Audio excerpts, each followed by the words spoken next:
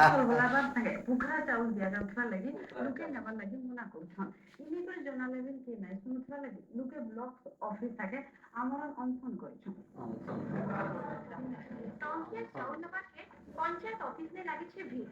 হাতে খাউটি কার্ড আর বেগ ধরি করে লোকে ঠোল নিছন। এটা ভুল ক্লিপ দে দাদা। বস্তাতে ভরা চালিছে চাউল।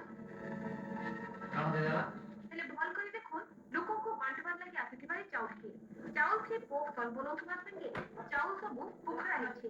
ଯେନ୍ଥିଲାଗି ଏଟା ବ୍ୟବହାର ନାଇଁ କରି ହୁଏ। ଇ ଦୁରୁସ ଅଛି ସୁବର୍ଣ୍ଣପୁର ଜିଲ୍ଲା ମରାଣପୋଛା ପଞ୍ଚାୟତର ହିତାଧିକାରୀଙ୍କୁ ଦେବାର ଲାଗି ଆସିଛି ପୋଖରା ଚାଉଳ ଯେନ୍ଟାକେ ଲୋକେ ନେବାକେ ମନା କରୁଛନ୍। ପଞ୍ଚାୟତ ଅଧୀନ ଆମେ ଖାଲି କେହି ଚାଉଳ ଯାତ୍ରା କରି ଚଲୁଥିଲୁ ଯେତେବେଳେ ଚାଉଳ ନେଇଗଲୁ ଖାଲି କାହାର ଗୁଣ ସର୍ବଲେ ଯୋଉଥାଏ ସେଟା ଖାଇଲେ ପାଲୁ କହିଲୁ ଆସିକି ଭିଡ଼ିଓରେ ଯେତେବେଳେ ଆମେ କହିଲୁ দেখে এরা পরমেশ্বর ভালাগে ସପ୍ଲାଏ କରିଦେବୁ କହିଲେ ତାପରେ একই দিন তো ତାଙ୍କର দেখা ସାକ୍ଷାତ ନାହିଁ ପଞ୍ଚାୟତକୁ ହାତ ଉଠେଇଥିଲା মতে পচলা যে মু অলগাটা এটা না দে মোটা না দে না ক্লিপ হয় হয় হয় হয়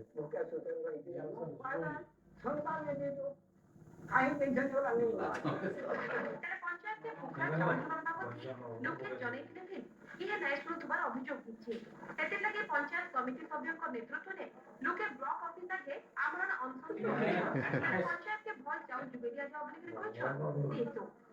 ଧାରଣା ବନା ଆଜ୍ଞା ମାନେ ପୋଖରା ଚାଉଳ କହୁଥିଲେ ଗତ 21 ତାରିଖରେ ଆମେ ସେମାନେ ଯେତେବେଳେ ଆସିକିରି କଲୁ ଚାଉଳ ଲୋକ ଧରିକି ଆସିକିରି କଲୁ ସେମାନେ କହିଲେ ଆମେ 7 ଦିନ ଭିତରେ ରେକ୍ଟିଫାଏ କରିଦେବୁ ସବୁ ବୋଇଲେ ସବୁ ସମାଧାନ ହେଇଯିବା ବୋଇଲେ କିନ୍ତୁ ସେମାନେ ସେ ଗଲା 28 ତାରିଖ ତ ମାନେ କିଛି ନା କଲେ 28 ତାରିଖ ଗୋଟେ ମାନେ ଗୋଟେ ରିମାଇଣ୍ଡରଟେ ଦେଲି ଯେ ତୁମେ ଯଦି ଏଇଟା ନାଇଁ ଯଦି କରବ 3 ଦିନ ଭିତରେ ବୋଲେ ମୁଇଁ ଅନଶନରେ ବସିବି ବୋଲି ଆଜି ତକ ବି ଗଲା କାଲି ତକ ବି ମାନେ କିଛି ନା କଲେ ବାଧ୍ୟ ହେଇକି ଆଜି ଆମେ ଏଇଟା ଅନଶନରେ ବସିଛୁ ବର୍ତ୍ତମାନ ମୁଁ ଡାଇରେକ୍ସନ ଦେଇଦେଇଛି ଆଉ ପାଖରେ ରହିବ ଆମର କନସର୍ନ ଯୋଗାଣ ନିରୀକ୍ଷକ ଯେ କନସର୍ନ ବ୍ଲକ ସେ ପାଖରେ ରହିକି ଭଲ ଷ୍ଟକ୍ ଦେଇକି ଦେବେ ସମସ୍ତ ଇଏକୁ ଜିତିକୁ ଭଲ ଇଏ ହିଁ ଯୋଗାଣ କରାଯିବ।